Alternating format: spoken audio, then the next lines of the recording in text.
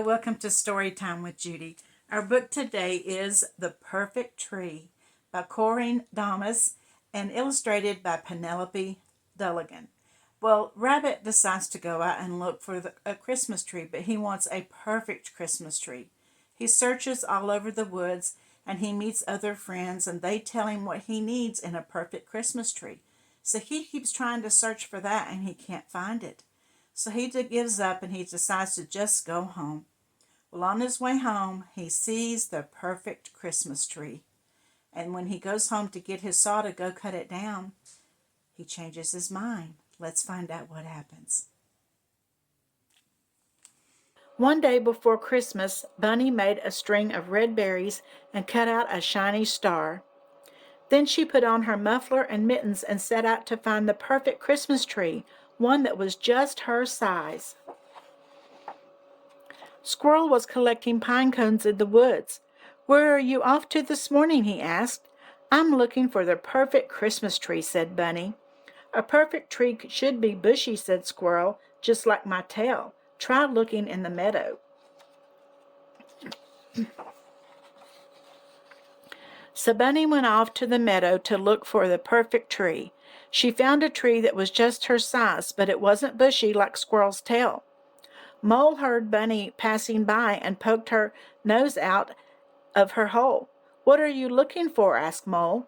"I'm looking for the perfect Christmas tree," said Bunny. "A perfect tree should have a point on the top for a star, just like my nose," said Mole. "I don't get out much, but I believe you'll find one in the far field." So Bunny climbed over the stone wall and looked in the far field for the perfect tree. She found a tree that was just her size and bushy like Squirrel's tail, but it didn't have a point on top for a star. Cardinal was perched on a branch nearby. "What are you looking for?" asked Cardinal. "I'm looking for the perfect Christmas tree," said Bunny. "It's color that counts," cried Cardinal. "A perfect tree should be the greenest green. Look down by the stream." So Bunny looked down by the stream. She found a tree that was just her size. It was as bushy as Squirrel's tail and had a point on top for a star, but it wasn't the greenest tree. Skunk stuck her head out of a hollow log. "What are you looking for?" she asked. "I'm looking for the perfect tree," said Bunny. "It's the smell that matters," Skunk said. "A perfect tree should smell like Christmas. You might look up on the mountain." So Bunny climbed up the mountain. She sat down on a rock to catch her breath before she started searching again. "There are so many trees." Bunny found a tree that was almost perfect. It was just her size. It was as bushy as Squirrel's tail. It was the greenest green. It had a point on the top for a star, but it didn't smell like Christmas. Deer came wandering out of the thicket. "What are you looking for?" asked Deer. "I'm looking for the perfect Christmas tree," said Bunny. "What makes it perfect?" asked Deer. "It should be my size. It should be bushy. It should have a point on top for a star. It should be the greenest green, and it should smell like Christmas," said Bunny. "Did you look in the meadow?" asked Deer. "Yes," said Bunny. "Did you look in the far field?" "Yes," said Bunny, "and I looked along the river, and I looked all over the mountain." "Maybe there isn't a perfect tree," said Deer. "Or maybe I just haven't found it yet," said Bunny.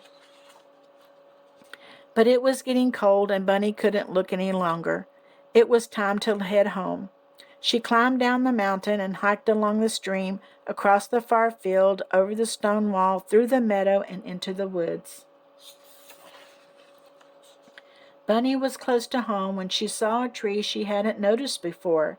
It was just her size, and as bushy as Squirrel's tail. It had a point on top for a star. It was the greenest green, and when she got close, it smelled like Christmas, the perfect tree. Bunny ran into her house and got her saw.